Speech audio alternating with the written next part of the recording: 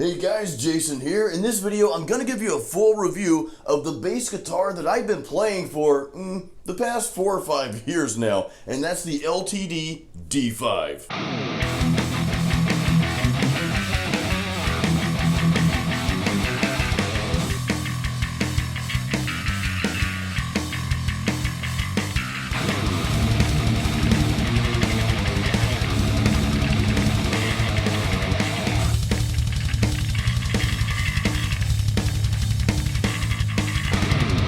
Alright guys, before we get started here, make sure you subscribe to my channel and ding the little bell so you get the updates whenever I release a new video, which is at least once a week, sometimes more. Now again, this is the ESP LTD D-5. That's D as in dog.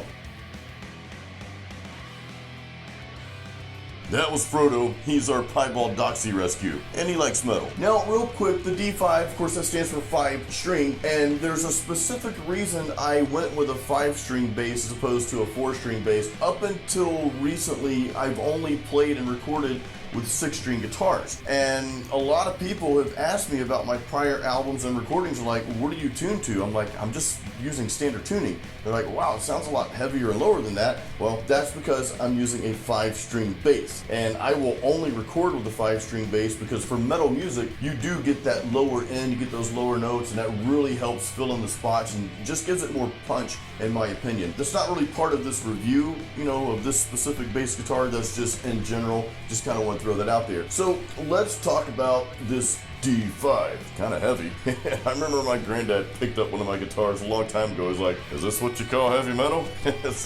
now you guys know where I get my puns from. So I'm gonna go through just a few of the specs here. Now, as you can see on the headstock, we've got the Grover tuners, and these things are cool. I've played other bass guitars where the bass just goes out of tune like all the time.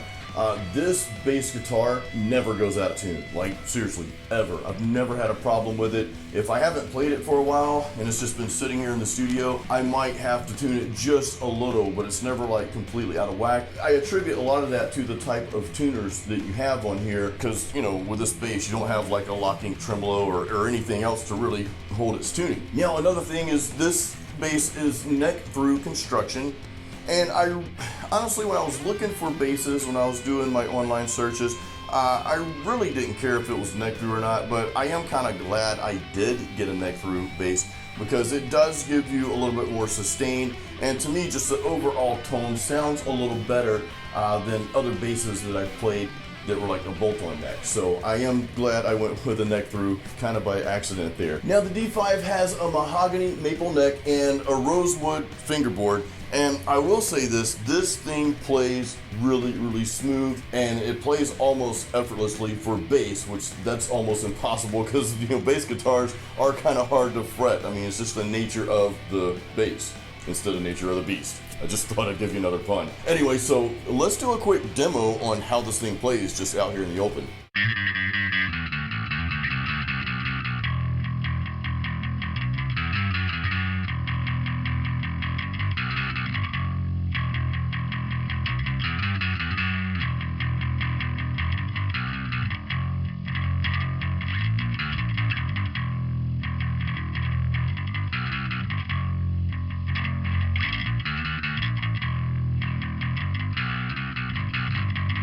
Now the pickups, these pickups are ESP designed, and they are active pickups. Now I wasn't necessarily looking for active pickups. Honestly, I didn't really care if they were active or passive.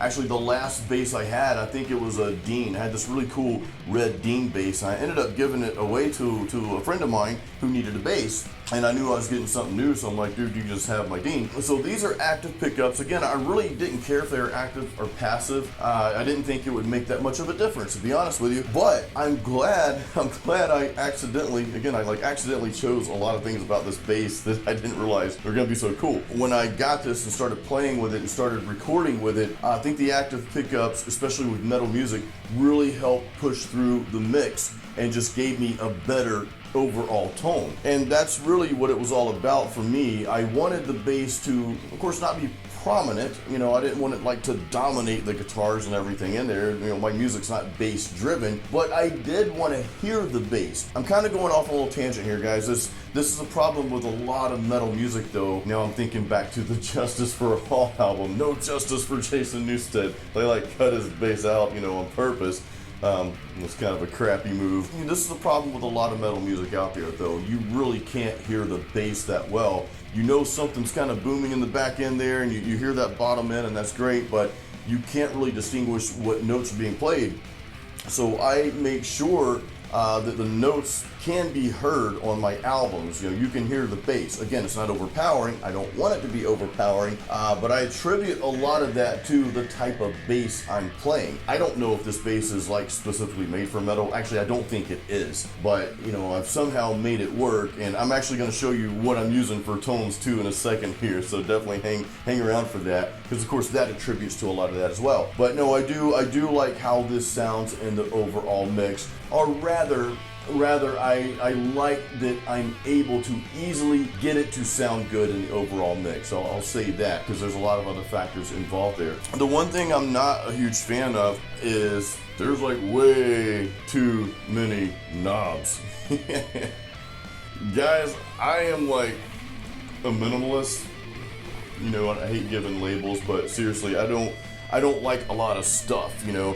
I just want a few really good options, like one or two is cool, but these knobs, and this is probably one of the reasons why a lot of people buy this bass. You know, people love knobs, like, man, it's like, you know, more stuff I can do, more knobs to tweak or whatever.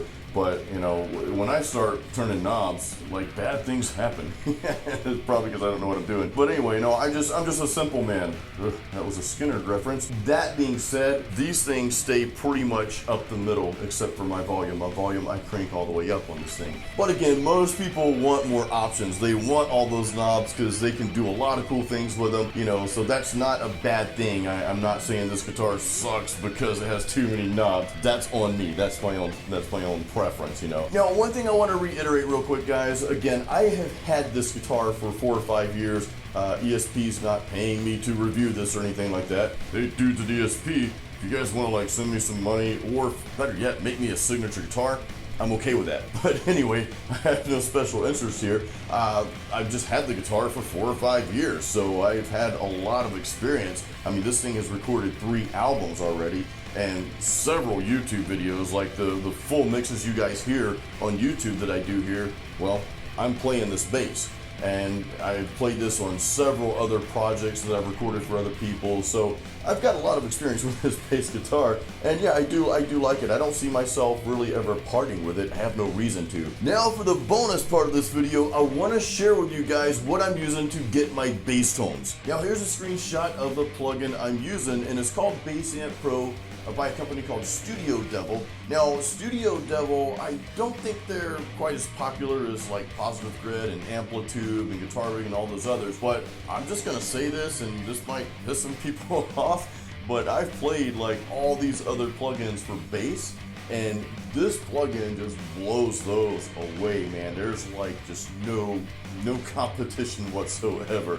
I've played through the other plugins, and you know, not saying they sound bad, but I always have reverted back to this plugin here, and I've used this plugin to record basically my last 3 albums. I used this for the Heavy Metal Workout series albums 1 and 2, and I recorded Masterpiece. Now, if you have not heard Masterpiece yet, that will be releasing September 13th, 2019. Of course, if you're watching this after that date, well, it's already out there. So guys, I really hope you enjoyed my LTD D-5 bass guitar review. I hope this helped some of you. And if you have any questions whatsoever about this guitar, or or some of this other stuff I mentioned here, just leave those in the comments. I always try to answer you guys back. And I appreciate your comments and your support in my channel and all that good stuff. So guys, until the next video, as always, keep it metal.